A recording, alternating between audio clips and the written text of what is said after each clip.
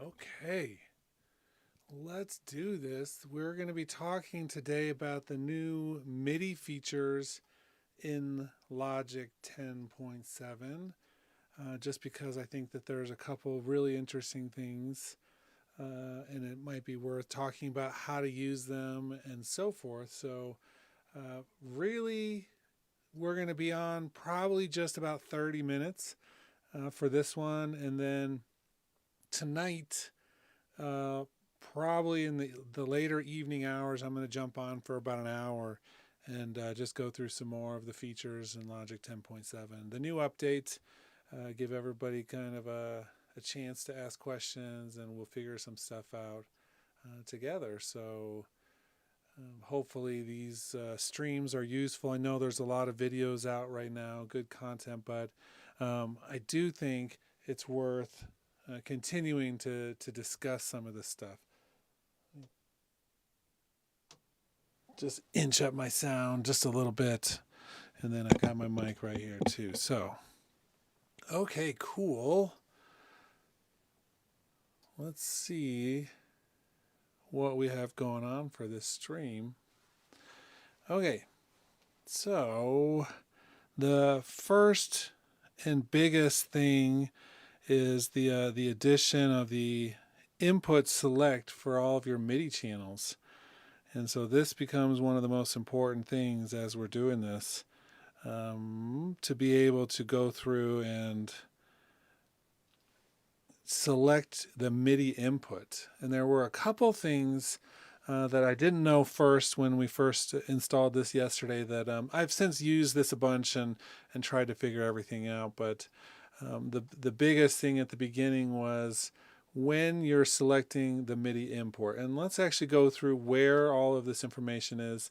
This is in the inspector under the track portion. So this is the tab right here where this is happening. And we can come through and choose our MIDI import among all of our hardware inputs. And we had one that's called internal and remote. So that means that if we want to use our typing keyboard here, then that's going to be using for that.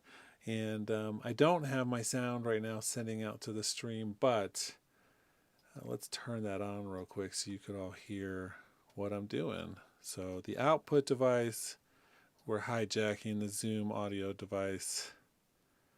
We're going to leave none as an input for now. Apply. And that's so snappy changing out that right now. So now,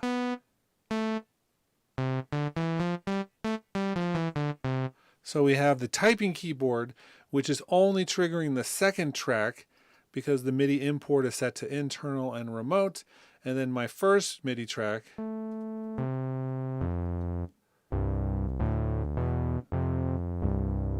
that's with my MIDI keyboard in front of me. And I could select any of these other ports for this and have different ones. This means that we no longer have the preference that says record the multiple inputs of MIDI or split by channel rather. Because it's already all set up to do this, we no longer have to change a preference to do a workaround. That means I can have all of my keyboards all attached. I'm going to be attaching a few more of them and just leaving them set up because now I can easily access the one I want without having to do really any work. And so I think that alone is worth a 10.7 designation. One of the reasons why we're not going to be talking about spatial audio when we talk about new features is because I think spatial audio is great. I think that there's a lot to it, but I also think that it's not going to be the feature that everyone uses. I don't think that everyone's jumping on board to Logic just for Dolby Atmos and spatial audio. This isn't spatial audio that we can use for game design, typically speaking. It's not the one we use for Facebook or YouTube streaming. I mean, literally this is going to be for Apple's own Apple Music. And unless Spotify takes over on that, I mean, it's unlikely that Spotify is going to be using Dolby Atmos.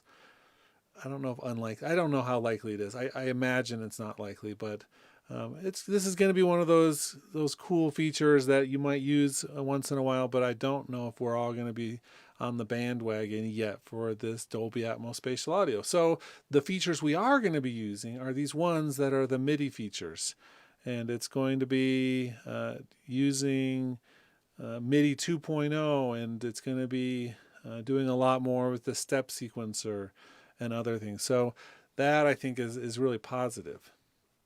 Okay, so we have this MIDI import option. And I want to go show you just a little bit in the environment. The environment is still here. Shocker, right? But let's come to our clicks and ports. And you're going to see it is still the same thing. So we haven't actually changed this workflow at all. We can do a test just to demonstrate how this is kind of working. So for instance, if I just pull a random MIDI port off of this, I lose all of my inputs at this point. So what's happening is the environment is working exactly the same still. We have our physical inputs. We have, the two monitors that they use here, and then the sequencer input. And so all of the filtering for the MIDI port in option in our main window, that's all happening as a part of the actual individual channels. They're just filtering all the stuff off that they don't want. It's not happening here in the environment. This is one of the, for me, #1 indicators that the environment is one step closer to being discontinued. I just can't imagine, if they're not going to be programming some of this stuff as a part of the environment, that they have any intents long-term to continue to develop the environment, and it's likely that it'll be at some point completely irrelevant. I still may end up doing one or two things out here, but now that we have the MIDI import selection going on our tracks, I don't imagine I'm going to be using it very much at all. I had to do so many workarounds. The one time that I might still do this is if I want to attach like a MIDI effect, like the modulator, to an audio track. So that's the one time that could be a thing that's going on. So we'll see if I end up doing things like that, or if I need to do things like that. Then I may end up coming back in here a little bit, but certainly there's not a lot of draw about the environment right now. Okay, cool. That being said, let's see, we have a few people watching now on the stream. I don't have an old version of Logic on this computer right this moment. Do any of you have an old version of Logic right now that you can pull this up for me for a second? I want to see one preference setting. I'm hoping one of you will pull it up if you can. But it's under Preferences in MIDI, under General, where we can now turn on MIDI 2.0. This wasn't a feature in the previous version, right? I mean, I can't remember. It's like all of a sudden I haven't thought about it for a while. But we now have the toggle, unless it was already there and I just, I don't have any MIDI 2.0 hardware right this moment. But we can toggle this on for MIDI 2.0. If you have MIDI 2.0 compatible hardware, this is where you would turn it on. So there are a few smaller tweaks in here like that I didn't really see much with, but all of this, the MIDI inputs, that was already here before. I don't think we have any differences with the overlapping track things. But if someone's out there watching and wants to pull that up, I'd appreciate it. In terms of MIDI settings in the project settings, you're going to see a similar set of options as well. We have our input filter still. Chasing, they did say that there were some things fixed with chasing, And honestly, I believe that I don't know why it's not turned on by default. I need to make sure that's on my default templates, but you should. I like having chase turn on for this. This is when we have like a recording of something. So let me just do a quick recording.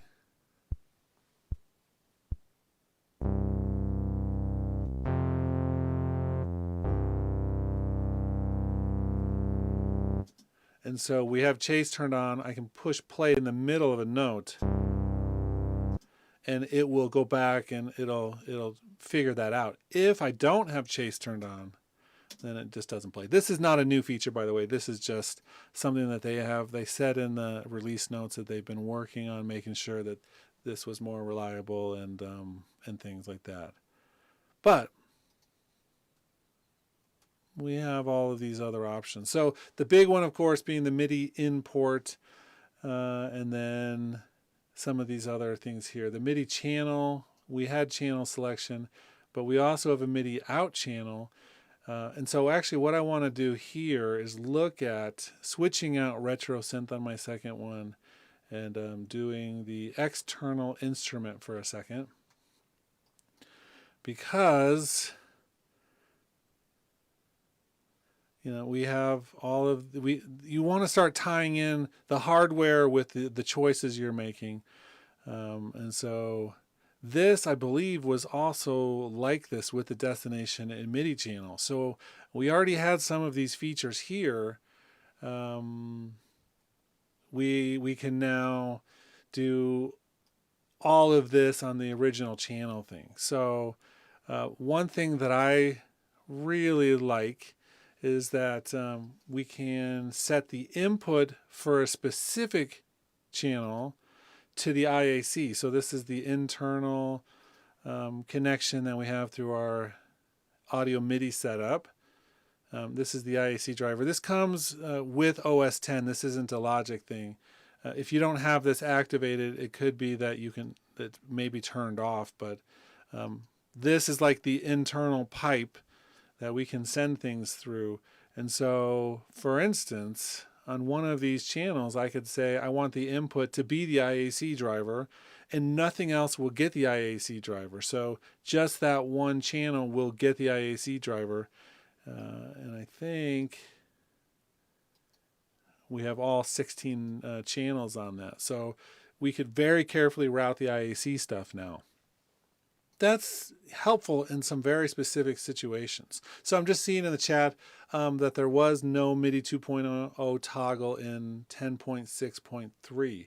So it appears that quietly, under the guise of spatial audio, Logic did a big revamp on its MIDI. We can do MIDI 2.0 stuff now. That's the kind of interesting thing about marketing. I think spatial audio for Apple was the marketing push. It's like we have spatial audio on Apple Music, and now our tools can do spatial audio creation. So it's like we have the whole process from beginning to end for this platform. Our headphones can do head tracking, and you can listen to it in that format. They have the whole universe of spatial audio. And then they do an update where they add like MIDI 2.0, and I think it's like, I don't care. I'm not complaining. I'm just saying it's interesting how a corporation like Apple, how they're so interested in this way of marketing. I think we'll get some people more interested in Logic now that we have this set of tools.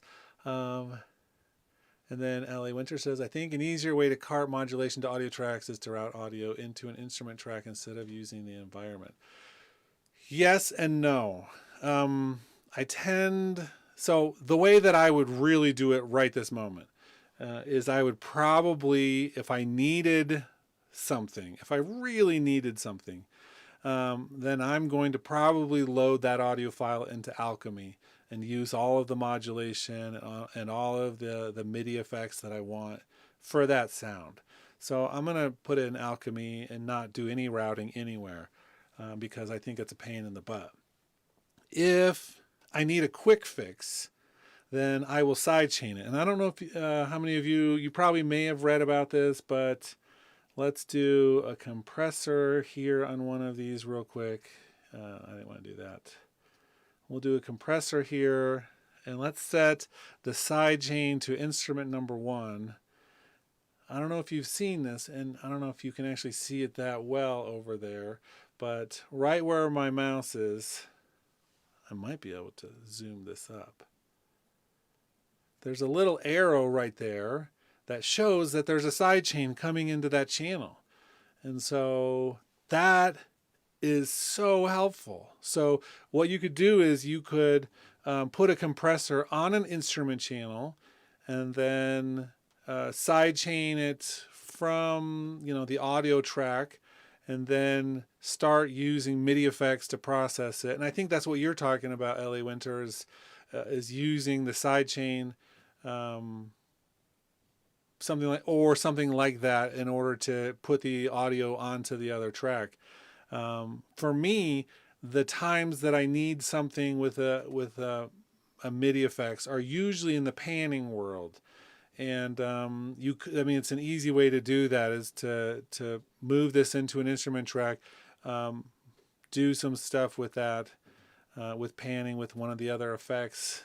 Because I don't know, I doubt it, but let me see this one thing. The modulator, where we come through here and we say learn plugin parameter, and we put this on. It doesn't actually do that with the actual panner. So the way that I've showed this in the past on some videos is using the environment to use MIDI data to be sent to the track, where you can actually do that with you can actually control that. Now, actually, there is one other technique with this. If you use MIDI effects, where you put the modulator first and then the modifier second, and I think the modifier, it may be able to. There was a trick with this in terms of learning the right fader controller, but for another video, that doesn't really have anything to do with 10.7. But that little arrow there shows us where all the side chains are, if there's a side chain coming in there. It doesn't show us which one. You'd have to open up the actual plugin at that point and take a look at the sidechain. But just that little visual cue tells us when we have sidechains coming in, and that is huge. I mean, that means I can have a mix with 25, 50 tracks, and I'm not having to search through and see which things are sidechained or not. I have that really nice visual thing like that. Yeah, so another comment about sidechaining audio into CRM effects and then adding mods or effects that use LFOs and so forth. That's exactly right. So there are a couple instances where I would feel more comfortable still going to the environment in terms of controlling panning or other things that the MIDI effects don't directly go onto. But it's like, why at this point don't we have MIDI effects on our audio channels? I mean, there's no reason for that. I mean, it would be so, I don't know, easy is the right word, but I'm assuming because I can make it work now that there's at least a roadmap to implement it. So I think that would be relatively worthwhile in doing. Okay, so the other thing, and maybe a couple of you watching have messed with this already or not. For the life of me, I cannot figure out how to make the drummer track MIDI into the step sequencer track. So let me show you what I'm talking about. I did this yesterday in one of the videos. So I recorded this file, right? I can right click on it and we can convert this to a pattern region. That alone is one of the most important things for me in terms of my own workflow. Just being able to really easily put that in there as one of the pattern tracks. Super easy. Then I can come in and do other things with it. The way that they handle this with these notes, they just do a series of ties for anything that's longer, so you can actually come through and break it back up if you need to, or whatever. So you can have all of that power in there, and that's really handy. There were a ton of small feature additions for the step sequencer. I think it's going to take an entire video to kind of go through, but the conversion was one of them. But then it's like I can take this drummer track, drag it onto my instrument track. It's turned into MIDI, right? It is. And I can right click on it and it won't let me convert it to a pattern region, which is all I want. It even says here, this menu item is disabled because there are no MIDI regions selected. What is it? I mean, I can come through here with, let's get rid of my search here. I was doing some tests with this, but, so watch this. I can do an instrument here. Let's do a kit. And let's do funky strut. Right, so we'll just drag this out. This is an Apple loop. I'm going to right click on it, convert this to a pattern region, and now I've got that from an Apple loop right onto there. Okay, so I can do that, but I can't, for some reason, when you convert this from the drummer track, it's maintaining some sort of metadata that is making it seem like it's not a MIDI pattern.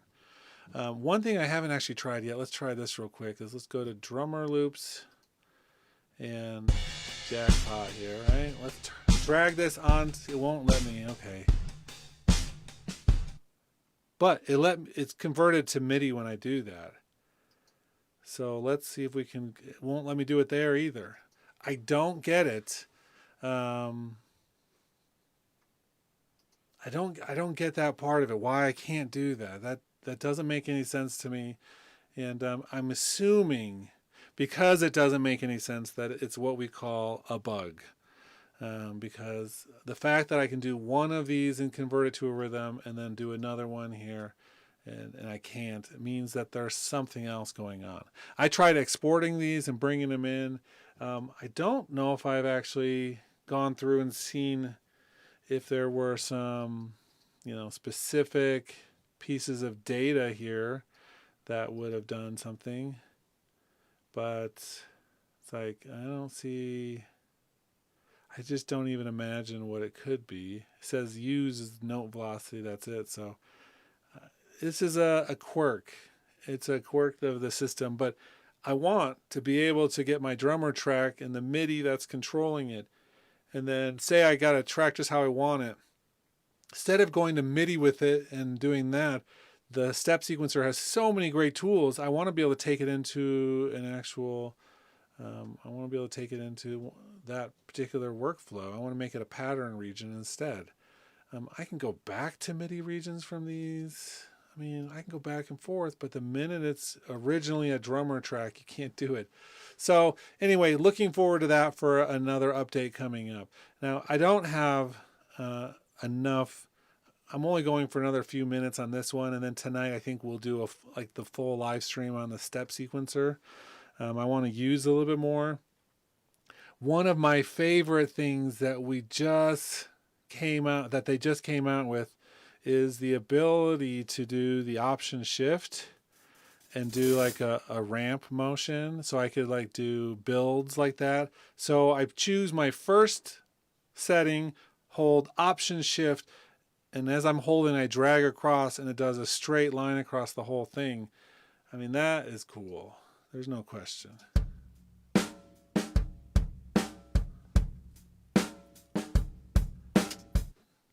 Not the greatest example there, but if you can do some hi-hat stuff or like a cymbal roll and you can have the velocity changing over time, I think there's some really cool things with drums and the way we work that's going to be super handy for.